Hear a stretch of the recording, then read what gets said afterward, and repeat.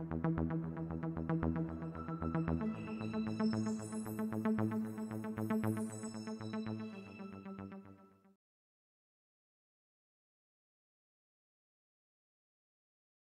यहाँ पे generation and conduction of nerve impulse, हम न्यूरॉन की बात कर रहे थे।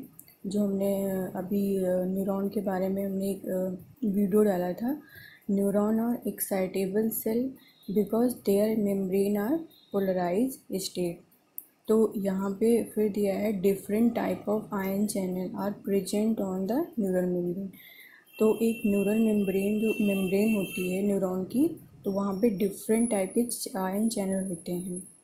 तो जैसे कि कुछ पोटेशियम के लिए हैं, सोडियम है, क्लोराइड हैं, बहुत सारे आयन होते हैं।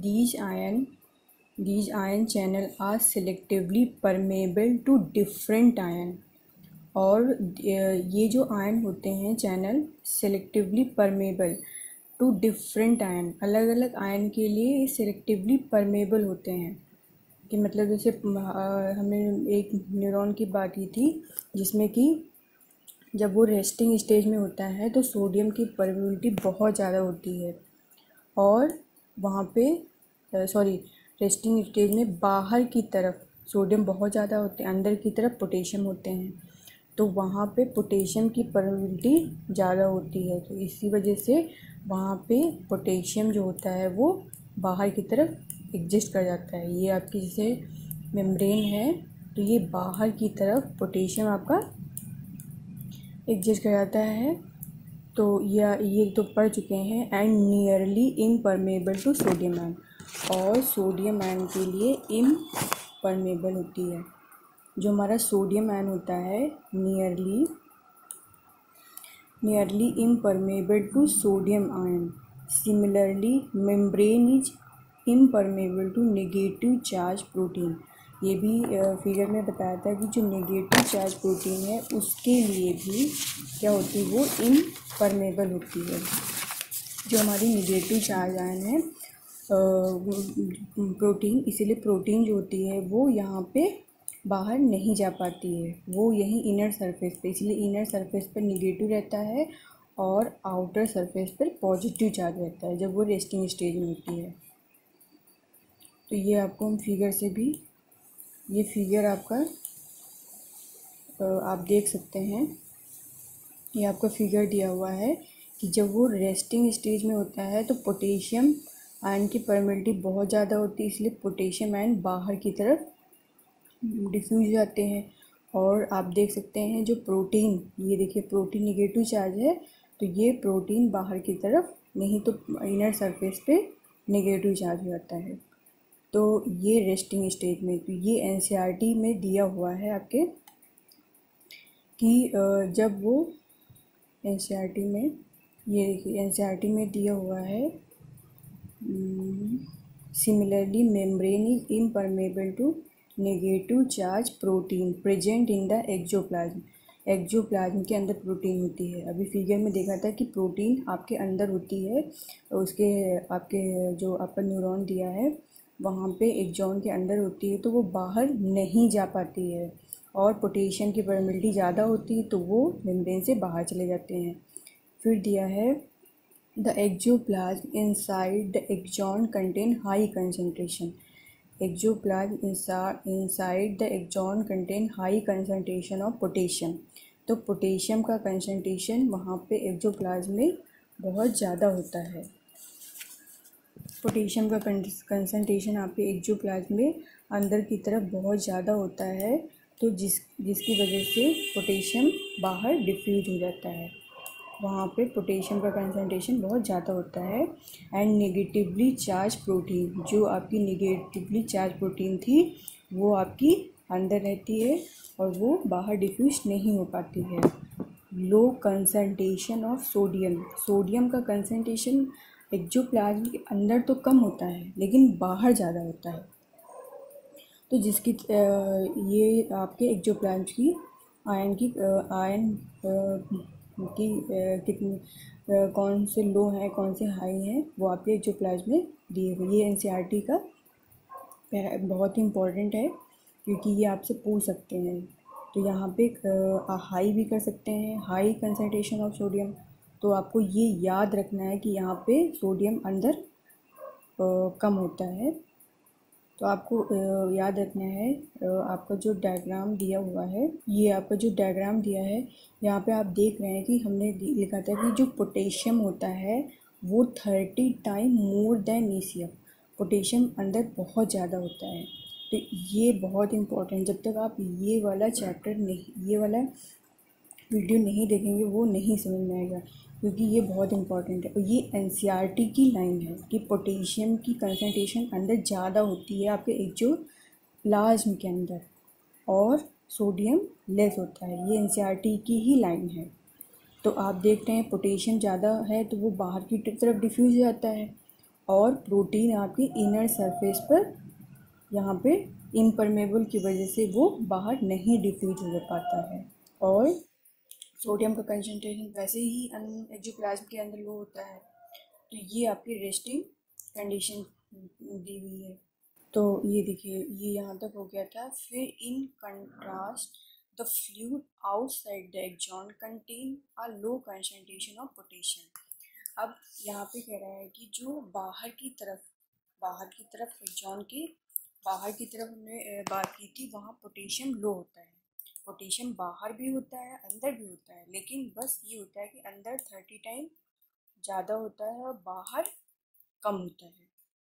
तो यहाँ पे पोटेशियम की कंसंट्रेशन आपके बाहर जो होती है वो लो होती है। ये बहुत इम्पोर्टेंट है। तो वो वाला जो आपको अभी फिगर दिखाया था, तो वो फिगर आप याद कर लीजिए कि वहाँ पे हम वो बहुत इम्पोर्टेंट है। इसीलिए वो पहले हमने आपको पढ़ाया था कि ये चीज़ आपको याद रखनी पड़ेगी पहले से, तभी आप इसको अच्छे से समझ पाएंगे।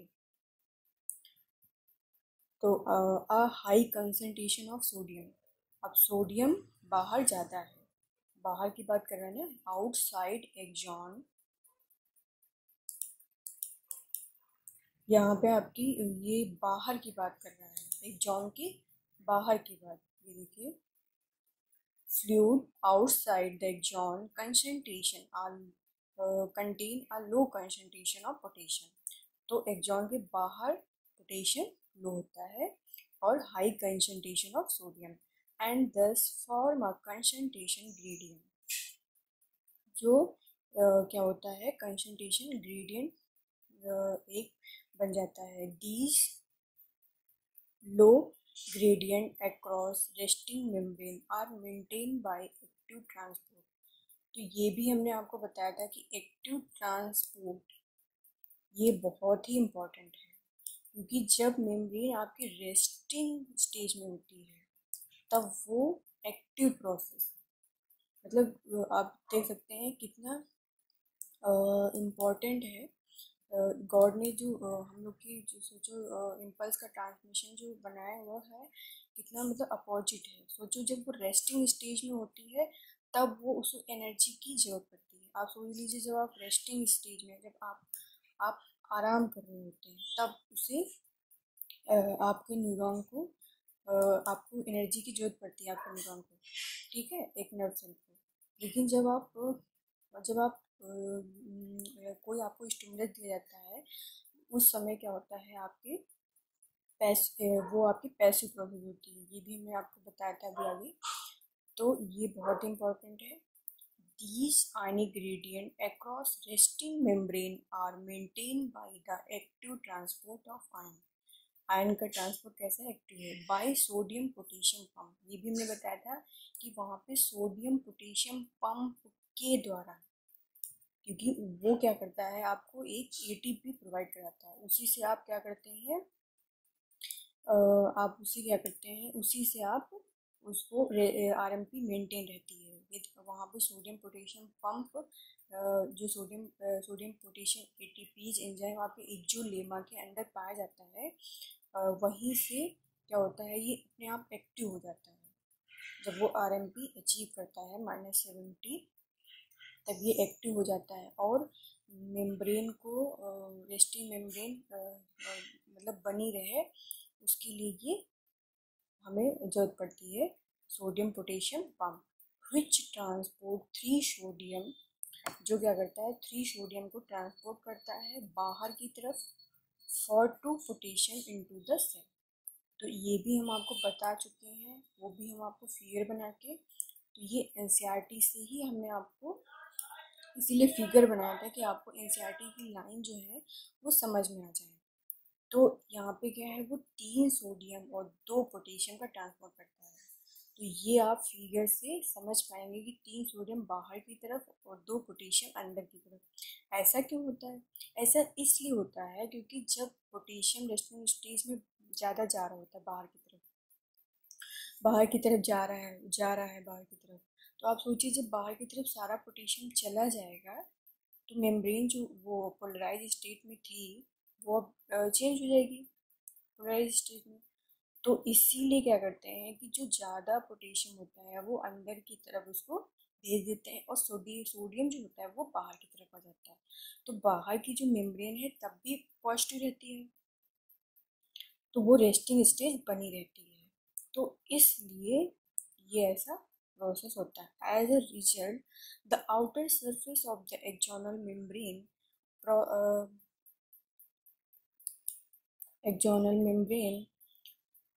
possesses a positive charge while its inner surface become negative charge there is and therefore is polarized।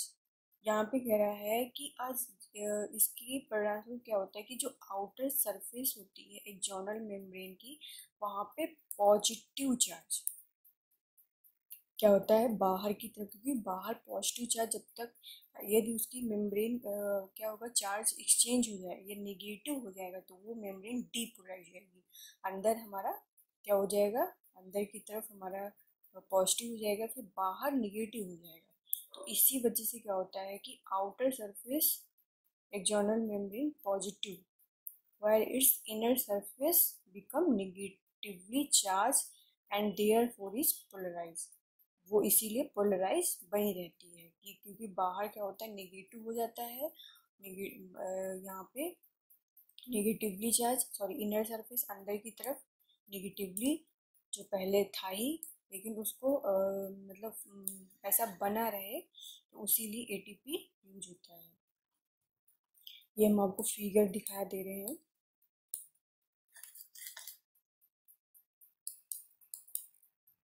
यहाँ पे फिगर में ये देखिए, ये आप देख सकते हैं ये फिगर दिया हुआ है, ये एक और फिगर है, ये फिगर यही हमने आपको पढ़ाया था।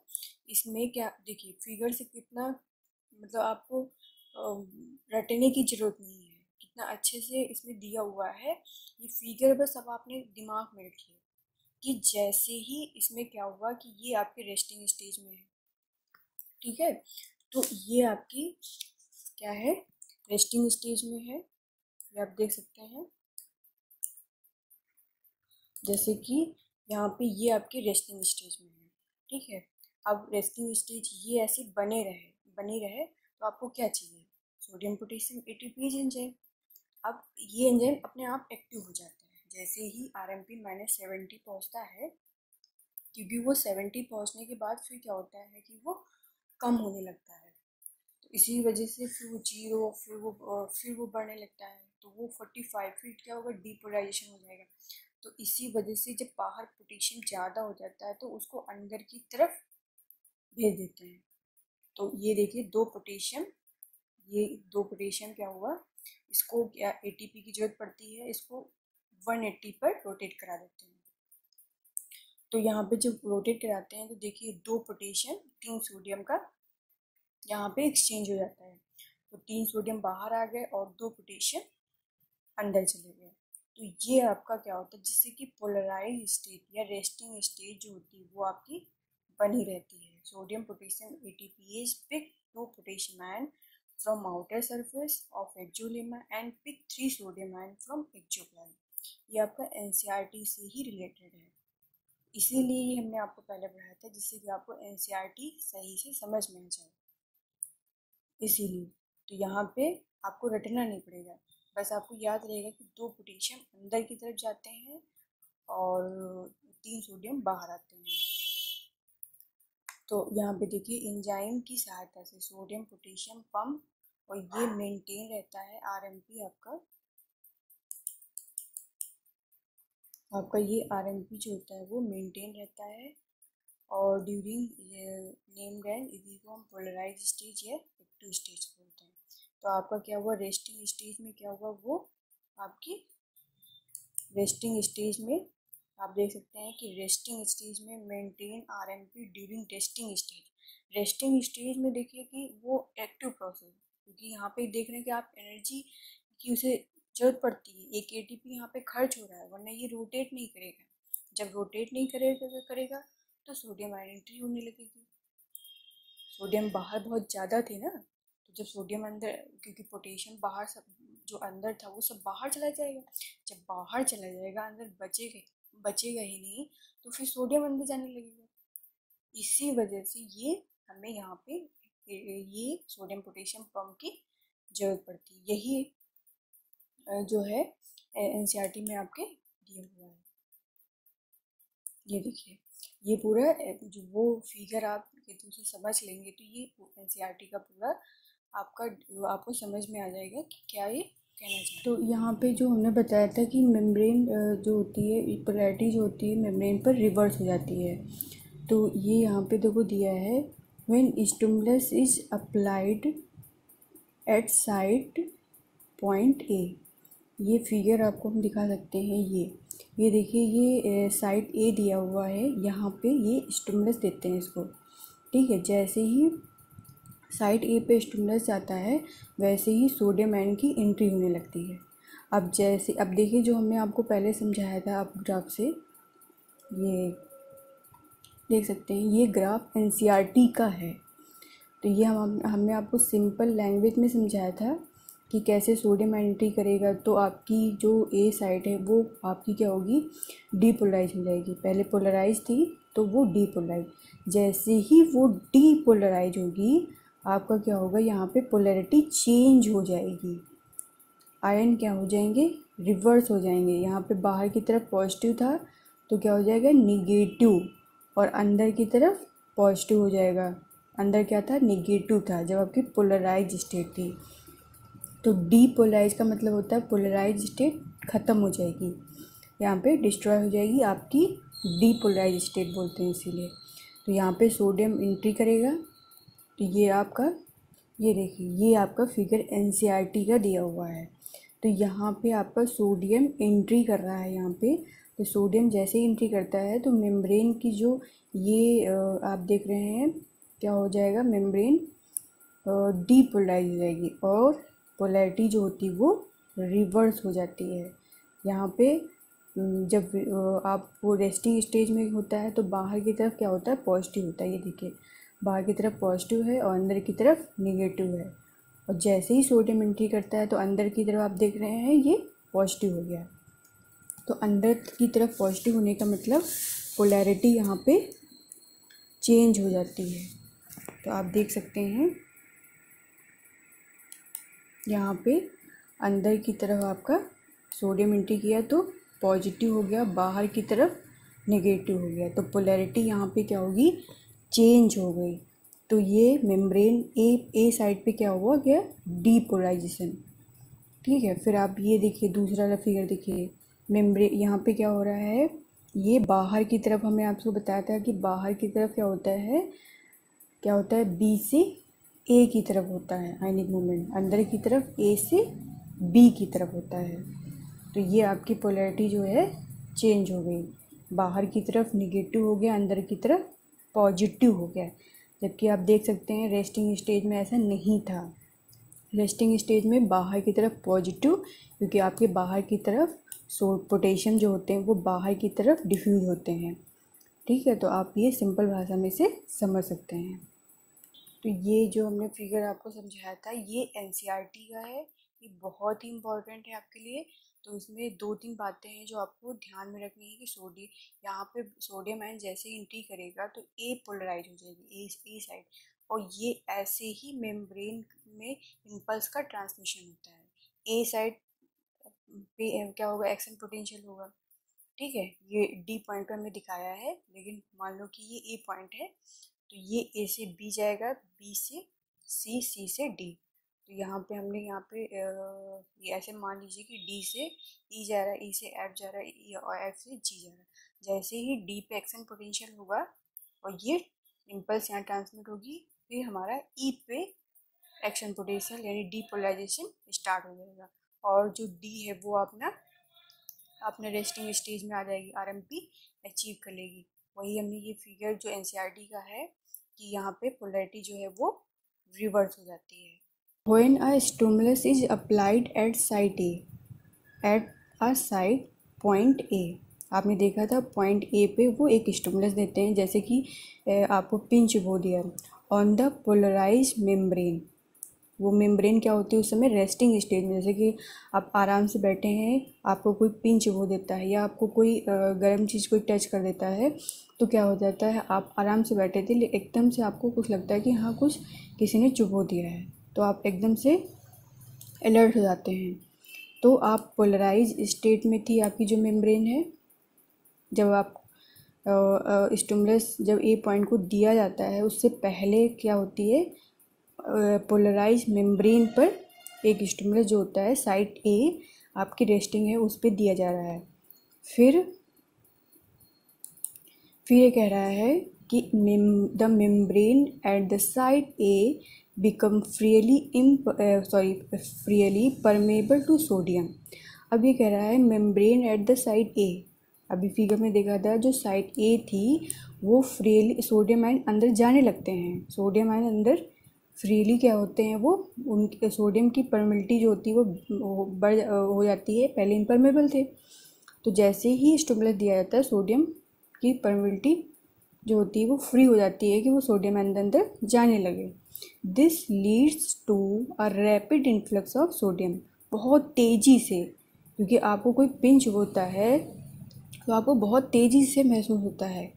ये नहीं कि हाँ आपको पिन चुभो दिया वो चला गया उसके बाद आपको लग रहा है कि हाँ कुछ लगा सा है, आपको महसूस होता है, ऐसा तो नहीं है, बहुत तेज़ी से। इसीलिए रैपिड इन्फ्लक्स ऑफ सोडियम ये बहुत इंपॉर्टेंट है, क्योंकि बहुत तेज़ी से सोडियम आयन अंदर की तरफ एंट्री करते हैं और डीपोलराइजेशन स्टार्ट हो जाता है, followed by reversal of the polarity at that side.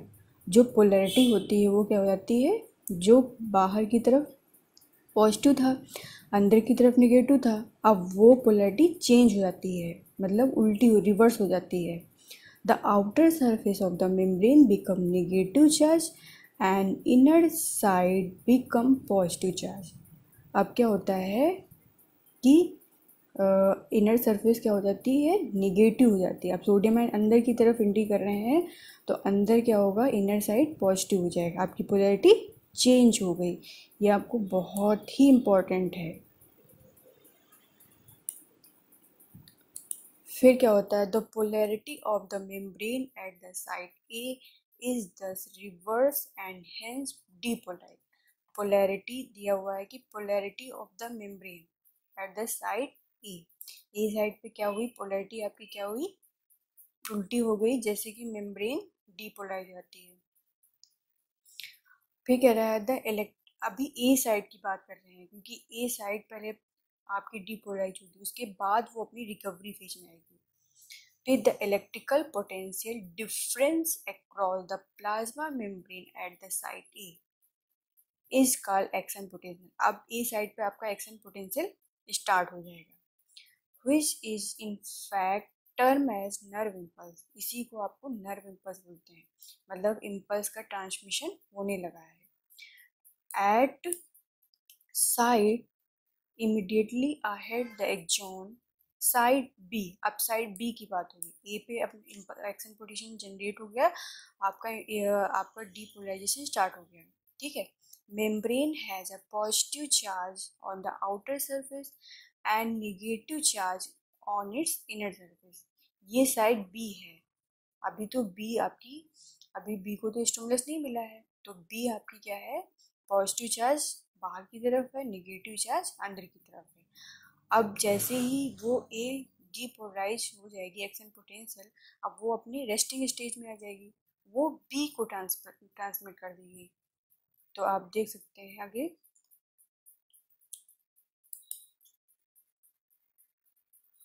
ये देखिए, result a current flow on the inner surface from side A to B.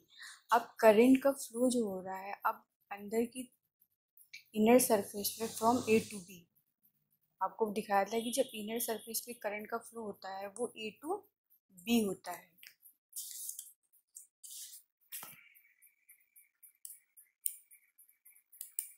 आपकी जो इनर सरफेस होती है वो क्या होती है, फ्रॉम ए टू बी।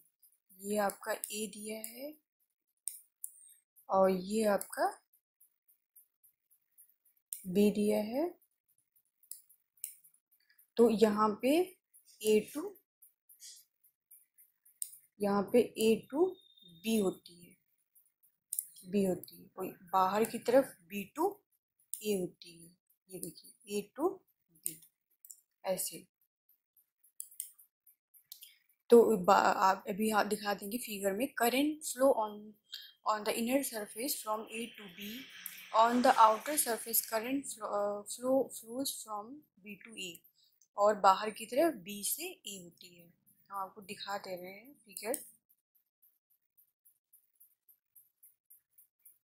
ये देखिए, ये हमने अभी लिखवाया था वही इनके, तो ये एनसीईआरटी के सारे आपके लाइन्स हैं, वो हमने आपको शॉर्ट में करके आपको बता रहे हैं जिससे कि आप उसको याद रख सकें। ये इम्पॉर्टेंट पॉइंट है कि आउटर सरफेस में जो करंट का फ्लो हो रहा है फ्रॉम बी टू ए हो रहा है। आप देख सकते हैं पोलैरिटी यहाँ पे चेंज हो रही है, तो बी टू ए हो रहा है, और आपका इनर सरफेस पे जो करंट का फ्लो हो रहा है वो आपका ए टू बी हो रहा है। ये बहुत ही इम्पोर्टेंट है डायग्राम, आप इसको याद रख लीजिए। फिर आप आ जाइए एनसीईआरटी पे। यहाँ पे यहाँ पे वही जो हम अभी आपको फिगर से समझाया था कि current flow on the inner surface from side A to B. अंदर की तरफ क्या था, ए टू बी था, और बाहर की तरफ बी टू ए। ये देखिए, बी टू ए यहाँ तक हो गया। To complete the circuit of current flow, अब ये एक सर्किट कंप्लीट हो जाता है करंट फ्लो का। Hence the polarity at the side is reverse, polarity जो होती है वो अब रिवर्स हो जाती है। And action potential generated at side B, अब पहले ए साइड पे एक्शन पोटेंशियल जनरेट हो रहा था, अब बी पे जनरेट होगा। Thus the impulse action potential generated at side ए, जो ए पे एक्शन पोटेंशियल जनरेट हुआ था अब वो अराइव्स एट साइड बी, अब वो बी पे पहुंच गया है। जो एक्शन पोटेंशियल ए पे था अब वो बी पे पहुंच गया है। The sequence is repeated along length of axon, जो ये वही सीक्वेंस जो होता है, इम्पल्स जो जनरेट हो रही है वो एक्सॉन के अलोंग होती है, and consequently the impulse is conducted. इस ऐसे ही इम्पल्स होती है वो ट्रांसमिट होती है। The rise in the stimulus induce permeability of to sodium is extremely short lived. अब यहाँ पे क्या होता है, स्टिमुलस क्या होता है, उसकी सोडियम की परमिटिविटी बढ़ जाती है, लेकिन वो बहुत ही छोटे के समय के लिए, एक्सट्रीमली बहुत ज़्यादा। ऐसे देखिए कि जैसे कि जैसे कि ये आप देख सकते हैं यहाँ पे कि यहाँ पे क्या होता है कि जैसे ही आपको कोई स्टिमुलस मिलता है, पर रेस्टिंग स्टेज में होती है, सॉरी, ये देखिए जैसे ही वो सोडियम एकदम से आपका क्या होता है, यहाँ पे राइज करता है, फिर वो अपनी कंडीशन में आ जाता है। ऐसे ये होता है एक्शन पोटेंशियल, यहाँ पे एक्शन पोटेंशियल जनरेट होता है, ये मैक्सिमम पॉइंट पे आ गया है। तो यहाँ पे कह रहा है कि जो स्टिमुलस राइज हुआ है, सोडियम की परमिबिलिटी जो होती है वो एक्सट्रीमली शॉर्ट लिव होती है, बहुत जल्दी से वो इंक्रीज होती है, फिर वो अपने रेस्टिंग स्टेज में आ जाती है, और it is quickly followed by a rise in permeability to potassium. और फिर पोटेशियम आयन की परमिलिटी बढ़ जाती है जल्दी से। सोडियम आयन जल्दी से बढ़ा, जैसे किसी ने आपको पिंच चुभोया तो आपको ये ऐसा तो नहीं कि पिंच चुभो देता है तो आपको वो 1 घंटे तक महसूस होता है, ऐसा तो नहीं। थोड़े समय के लिए लगता है एकदम से, फिर वो नॉर्मल हो जाती है, आपको रिलैक्स फील होता है। तो वैसे ही क्या होता है कि वो एकदम से सोडियम बढ़ता है, फिर वो अपनी नॉर्मल स्टेज में आ जाता है। फिर वो नॉर्मल स्टेज में तभी आएगा जब पोटेशियम की परमिलिटी बढ़ेगी, पोटेशियम बाहर की तरफ जाएगा। Within a fraction of a second, potassium diffuses outside the membrane and restores the resting potential of the membrane at the site of excitation। जहाँ पे उसने स्टिमुलस दिया था, जहाँ पे एक्शन पोटेंशियल जनरेट हुआ था, अब वहाँ पे फिर से वो मेम्ब्रेन रेस्टिंग स्टेज में आ जाती है, रिस्टोर मतलब वो फिर से अपनी पोजीशन को, आरएमपी को गेन कर लेता है, और पोटेशियम जो होता है वो बाहर की तरफ डिफ्यूज होने लगता है, वो बाहर की तरफ डिफ्यूज होने लगता है। फिर इसमें दिया है and the fibre become once more responsive to further stimulation. अब फाइबर जो होते हैं, अब जैसे कि वो रेस्टिंग स्टेज में आ गया, अब उससे दोबारा आप उसको आप स्टिमुलस दे सकते हैं, वो स्टिमुलस को गेन करने के लिए तैयार हो जाता है। क्यों? क्योंकि जैसे आपने पिंच हुआ उसको, तो वो ए पॉइंट पे स्टिमुलस आपने दिया, ए पॉइंट में क्या हुआ, डीपोलराइजेशन हुआ। अब वो क्या करेगा, उसको बी पॉइंट को ट्रांसमिट करेगा इम्पल्स। अब ए क्या हो जाएगा, रेस्टिंग स्टेज में हो जाएगा। अब आप फिर से उसी पॉइंट पे, ए पॉइंट पे आप स्टिमुलस दे सकते हैं। इसके कहने का मतलब ये है, the fibre become once more responsive to further stimulation. तो ये टॉपिक क्लियर हो गया है। बस 2-3 बातें आपको इसमें बहुत याद रखनी इम्पोर्टेंट, कि आपका जो आयनिक मूवमेंट की डायरेक्शन कैसी होती है। तो आयनिक मूवमेंट की जो डायरेक्शन होती है, जो अंदर एक्सोप्लाज्म में जो जो हमने पढ़ाई है, एक्सोप्लाज्म के अंदर इनर सरफेस पे जो होती है, वही आपकी आयनिक मूवमेंट की डायरेक्शन होती है, वही नर्व इम्पल्स की डायरेक्शन मानी जाती है। इनर सरफेस में क्या था आपका, फ्रॉम ए टू बी था। ये आपको ध्यान में रखना है कि आपकी जो नर्व इम्पल्स की डायरेक्शन क्या होगी। अब मेन पॉइंट आपको बता रहे हैं, ये देखिए, ये आपका ये पॉइंट एक इम्पॉर्टेंट है, ये वाला इम्पॉर्टेंट पॉइंट है। दूसरा ये पॉइंट है, क्योंकि ये डायरेक्शन चेंज कर सकते हैं। अब जैसे यहाँ पे इनर सरफेस पे डायरेक्शन कह सकते हैं बी टू ए कर दिए, या आउटर सरफेस पे ए टू बी कर दिए, तो ये डायरेक्शन आपको याद रखनी है, पोलैरिटी एट द रिवर्स। ठीक है, तो ये डायरेक्शन आपको याद रखनी है। और यहाँ पे हाँ, ये याद रखना है कि जैसे ही वो सोडियम आयन एंट्री कर जाता है, तो ए साइड आपकी क्या होती है, ए साइड पे डीपोलराइजेशन होगा, तो उसके बाद बी साइड पे होगा, तो ए आपकी अपनी रिकवरी फेज गेन कर लेती है। और आपको ये याद रखना है कि जब तीन तीन चार चीज़ें याद रखनी है। जैसे कि ये आपको याद रखना है कि जब वो रेस्टिंग स्टेज में होगा तो चार्ज याद रखना है। तो बड़ा सिंपल सा है, कैसे याद रखेंगे, पोटेशियम अंदर ज़्यादा है 30 टाइम। तो जब पोटेशियम अंदर कोई चीज़ बहुत ज़्यादा होती है तो उसको हम बाहर की तरफ फेंक देते हैं, इसलिए कि बहुत ज़्यादा हो जाएगा तो उसको थोड़ा बाहर फेंक देते हैं। इसीलिए इसमें आप याद रख लीजिए, पोटेशियम अंदर बहुत ज़्यादा है तो उसको थोड़ा हम बाहर डाल देते हैं। तो जब पोटेशियम पे पॉजिटिव चार्ज होता है, बाहर गया, बाहर की मेम्ब्रेन पॉजिटिव, और प्रोटीन डिफ्यूज नहीं हो पाता है क्योंकि वो इम्परमेबल होता है, पोटेशियम परमेबिलिटी ज़्यादा होती है। तो बाहर की तरफ पॉजिटिव, अंदर की तरफ नेगेटिव। तो ये रेस्टिंग स्टेज की चार्ज दिए हुए हैं, ये चार्ज इंपॉर्टेंट है, आपको याद रखना है, क्योंकि चार्ज आप बदल देंगे तो बदल कर पूछ सकते हैं आपसे। फिर दूसरी बात है, ये चार्ज आपने याद कर लिया, ये इंपॉर्टेंट है। और ये सोडियम पोटेशियम पंप, ठीक है, रेस्टिंग स्टेज में यूज होता है, जिससे कि मेम्ब्रेन फर्दर चेंज ना हो, पोटेंशियल डिफरेंस। ठीक है। और अब दूसरी पॉइंट है गया कि ये आयनिक जो मूवमेंट हो रहा है, ये आपको याद रखना है। सॉरी, ये आपका आयनिक मूवमेंट आपको याद रखना है। ठीक है। फिर आप तो ये आपको आयनिक मूवमेंट याद रखना है। और फिर ये आपको फिगर हमने बनाया है सिंपल लैंग्वेज में, जिससे कि आपको याद रहे। ये बहुत ही इंपॉर्टेंट है। तो ये इस फिगर से आपको याद रहेगा। ये आप फिगर अपने दिमाग में याद कर लीजिए, अपने दिमाग में उसको ध्यान कर लीजिए कि ये पोटेशियम बाहर की तरफ जाएगा रेस्टिंग स्टेज में तो पॉजिटिव होगा, क्योंकि पोटेशियम पे आप लोग जानते हैं कि पॉजिटिव चार्ज होता है। प्रोटीन निगेटिव है तो प्रोटीन डिफ्यूज नहीं होता है, तो अंदर की तरफ नेगेटिव, बाहर पॉजिटिव अंदर नेगेटिव। ठीक है। फिर ये एटीपीएज एंजाइम रेस्टिंग स्टेज में यूज होता है, सोडियम पोटेशियम पंप।